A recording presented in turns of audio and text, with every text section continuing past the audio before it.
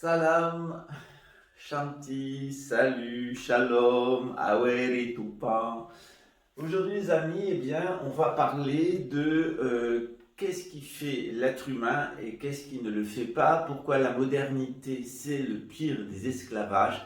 C'est ce qu'on va voir maintenant dans un petit tableau. Vous allez voir, c'est très simple à comprendre. C'est un des premiers cours qu'on donne dans notre temple, c'est comprendre la différence entre corps, âme et esprit, et puis connaître les interactions que nous avons avec notre environnement et les réactions que cela induit, notamment au niveau hormonal.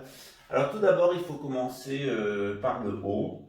Le haut, c'est l'esprit divin. Cet esprit divin, c'est lui qui fait agiter l'univers, les constellations, les galaxies. Voilà, c'est le mouvement en spirale au-dessus de notre tête. C'est l'esprit divin. Et cet esprit divin, il va devenir un esprit individuel, c'est-à-dire un être humain dans notre cas, avec son âme. Cette âme, elle va concevoir des pensées, elle va concevoir des émotions. Et cette âme, elle va aussi être en interaction avec son environnement à travers son corps physique, son corps de vitalité. Et puis évidemment, on a tout à fait en bas le corps mémoriel, c'est notre corps physique, il dure 7 ans, nos cellules elles durent 7 ans environ. C'est notre corps de mémoire avec notre ADN.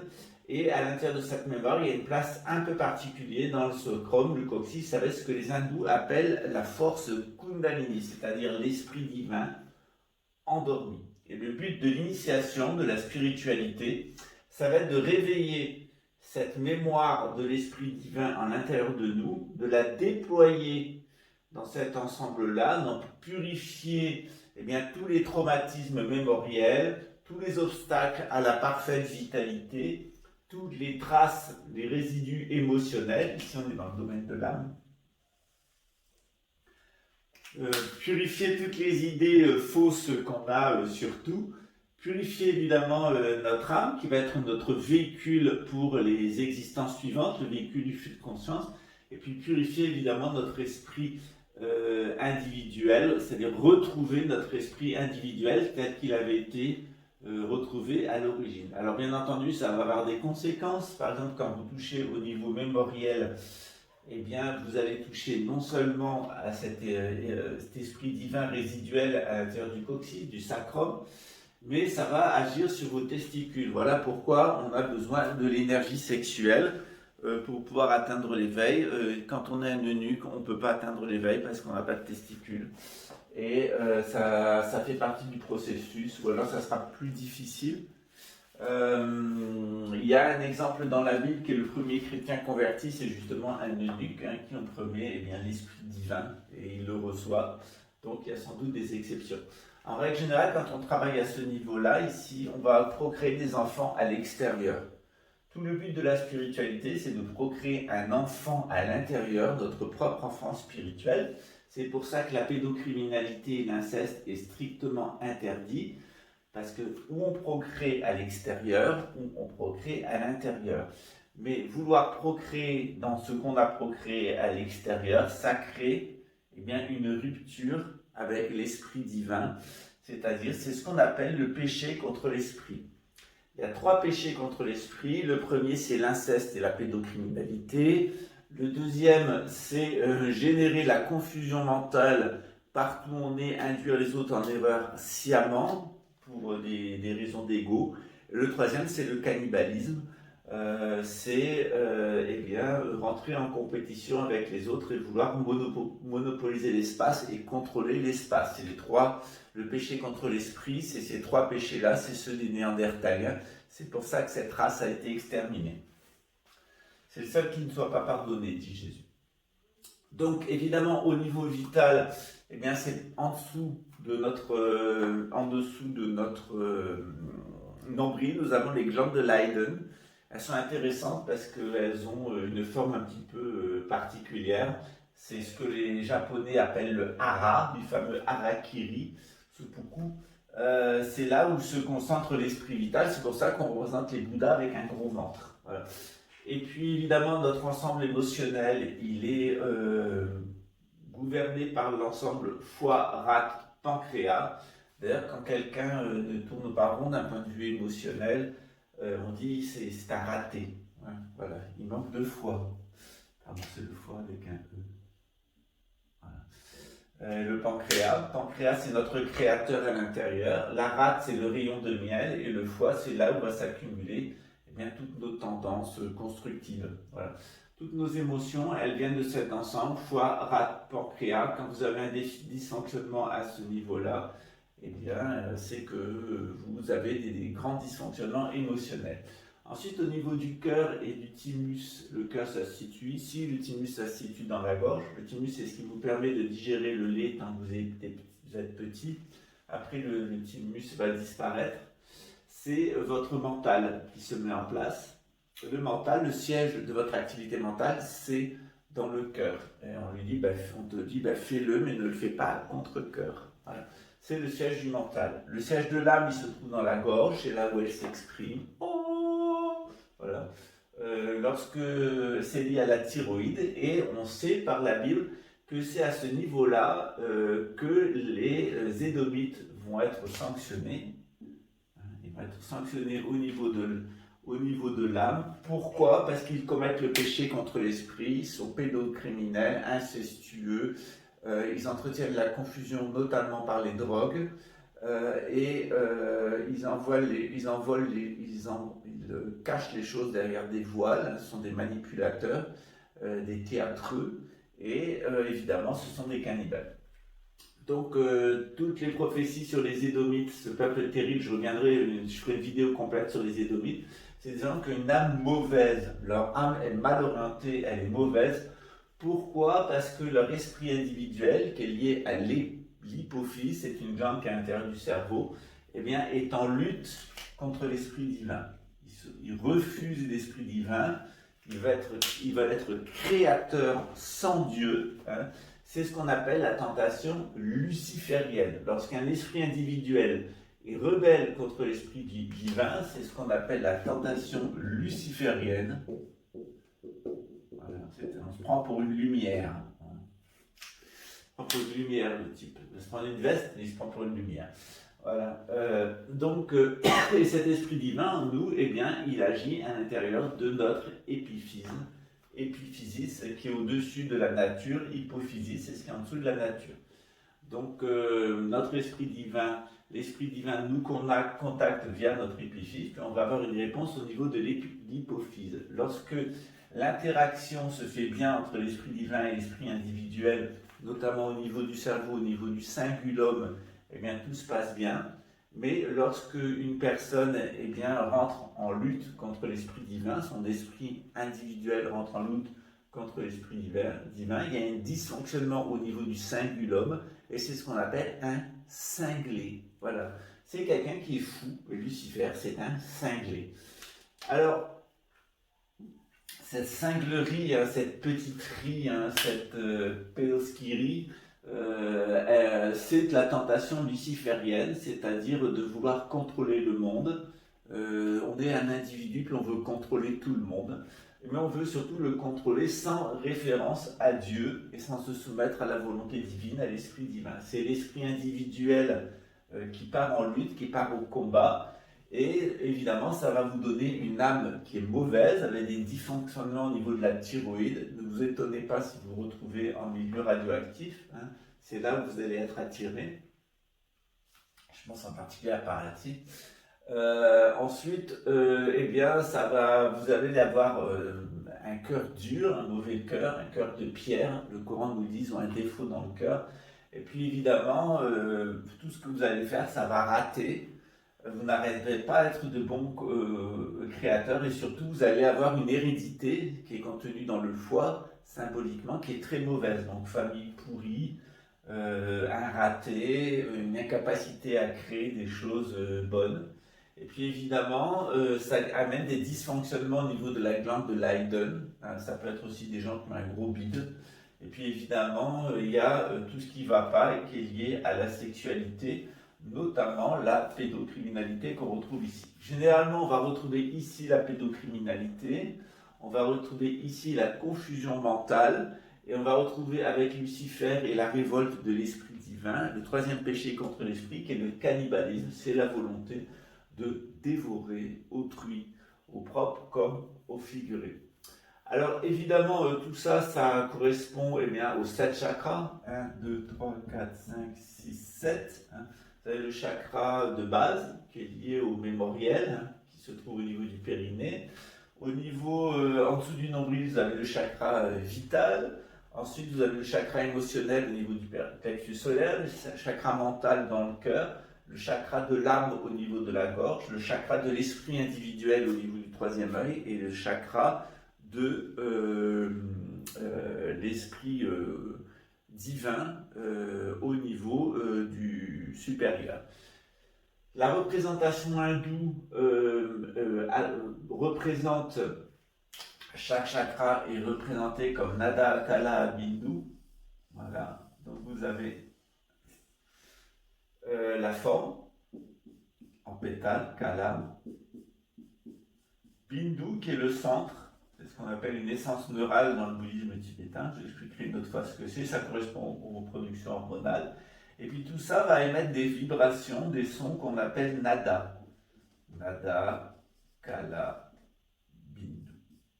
Le véritable maître spirituel, il est Nada, Kala, Bindu, Tashme, Shri, Guravenama. C'est-à-dire, il est au-delà du déploiement de ses chakras, il est complètement immergé dans l'esprit divin. C'est-à-dire que l'Atma, l'âme, notre âme va rejoindre l'Atman, c'est-à-dire l'esprit divin, l'esprit cosmique. Voilà. Alors, ces représentations, avec des centres, mais ici c'est à 4, ici c'est à 8, ici c'est à 12, etc. Et si vous comptez le nombre de pétales de tout cet ensemble, ici vous en avez 144. Ici vous avez le chakra coronal où il y en a 1000. Et on a donc 144 000 qui est le nombre des élus de l'Apocalypse. Vous voyez, tout ça, ça décrit l'Apocalypse de Saint Jean, ça décrit des processus internes qui sont liés au cheminement de l'humanité, et ça correspond aussi à des processus subtils, des processus d'éveil. Qui est-ce qui va survivre à la fin des temps? C'est les gens qui sont immergés dans l'esprit divin et qui ont soumis leur esprit individuel à l'esprit divin. Qui est-ce qui va périr? C'est les gens qui n'ont pas voulu se soumettre, c'est la tentation luciférienne, en particulier les Édomites, tous ceux qui sont liés à l'industrie nucléaire, et puis évidemment, tout cela, eux, ils n'auront, leur procréation extérieure vont périr, c'est les 2/3 de l'humanité. Voilà, j'espère que vous avez compris, j'espère que ça vous intéresse, pourquoi pas venir l'étudier avec nous au temple. On a évidemment des rituels, on a des pratiques de yoga, des pratiques spirituelles qui correspondent à ces ensembles. Par exemple, on a la répétition des mantras qui vont préparer le travail de la Kundalini ici, avant de recevoir chaque type à l'éveil de la Kundalini, que je me ferai un plaisir de vous donner, qui y correspondent, qui préparent le travail. C'est la, vam, ram, yang, ram, sham, om, la, vam, ram, yang, ram, sham, om. Tout ça, ce sont des préparations vibratoire avec des sons, nada, ça va amener votre forme physique à se régénérer, kala, et puis ça permet de régulariser votre fonctionnement hormonal. Voilà, il ne s'agit pas de présenter les choses d'un point de vue scientifique, mais il s'agit de présenter les choses d'un point de vue traditionnel, c'est toute la différence. Alors évidemment, on s'aperçoit qu'au niveau du mémoriel ici, il y a une très grande importance de l'eau de boisson notamment. L'eau de boisson, elle est extrêmement importante, d'où les rites de baptême dans le processus de purification. Ensuite, évidemment, il y a les sons qui vont être très très importants, qui vont générer des formes ici. Donc on agit principalement ici par le yoga, en agissant sur la forme physique par des exercices physiques. Et puis évidemment, il y a cette perception de la mécanique des sphères, du champ de l'univers, qui doit, au rythme de la méditation, s'installer en vous pour vous permettre de vous établir dans l'esprit divin. Voilà, ça c'est une représentation qui est assez neutre. Vous voyez qu'on est parti des 5 éléments qu'on retrouve dans le bouddhisme et dans l'hindouisme. Et puis, donc ces 5 éléments qui sont la terre, l'eau, le feu, l'air et l'espace, et qu'on les a placés entre le ciel et la terre, entre le mémoriel qui est dans le centre de la terre et l'esprit divin qui, dans notre galaxie, est situé dans la constellation du Taureau. Le centre galactique, il est dans la constellation du Taureau. C'est pour ça que les cultes du Taureau ont eu tant d'importance pour l'humanité dans cette grande période de 26 000 ans, dans cette grande année cosmique. L'ère du Taureau, de 6 000 à 4 000 ans avant, de 4 000 à 2 000 ans avant Jésus-Christ, elle est très importante. C'est là où sont apparues toutes les grandes civilisations. Voilà. Bien maintenant, on est en décalage par rapport à l'esprit divin. Et puis il y a des gens qui essayent de rester accrochés à l'esprit divin de manière erronée, d'un point de vue matérialiste et mémoriel. C'est tous les cultes pédocriminels, satanistes et cannibalistes. Et en réalité, c'est une façon erronée de vouloir rester attaché à l'esprit divin. L'esprit divin, il a changé dans l'hémisphère nord. Il est passé ensuite par l'ère des béliers, puis par l'ère des poissons. Et puis ensuite, ici, on va arriver par l'ère des poissons, puis on va arriver à l'ère du Verseau, dans l'hémisphère nord. Ce qui signifie qu'autrefois, la manière qu'avait l'esprit divin et l'esprit individuel de se confronter, c'est d'amener des résultats dans la procréation extérieure. Il y a eu des sacrifices d'enfants pendant toute l'ère du Taureau. Puis ils ont cessé dans l'ère du Bélier. On a compris qu'il valait mieux sacrifier des animaux pour rester accroché à l'esprit divin. Puis ensuite qu'il fallait guérir de notre décrochement à l'esprit divin. Et puis ensuite, dans l'ère du Verseau, on va entrer dans un processus de purification. Voilà. Donc comme vous voyez, c'est un système qui est assez simple, il faut bien le comprendre, mais pour ça, il ne faut pas continuer à raconter des conneries sur la mémoire de l'eau, sur les vibrations et sur les sons cosmiques, etc. Et puis surtout, il faut accepter en tant qu'esprit individuel de se soumettre à l'esprit divin.